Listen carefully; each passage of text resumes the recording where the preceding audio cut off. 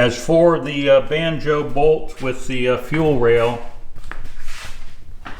that's right here. And let me zoom in. And it went well.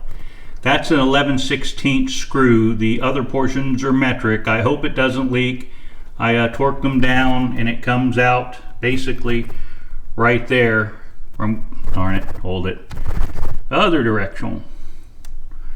Right there, so I can hook in a fuel gauge. Matter of fact, I'm going to do that in a second. The only problem I had is I snapped these because they're brittle. They're old, heated and cooled enough time. Okay, for the record, I had to flip this rail around. Okay, for the record, I had to flip this around. I had it the wrong way. This is what it looks like now.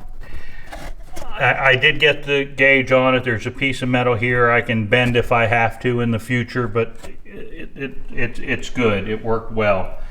So just so you know, this goes that direction.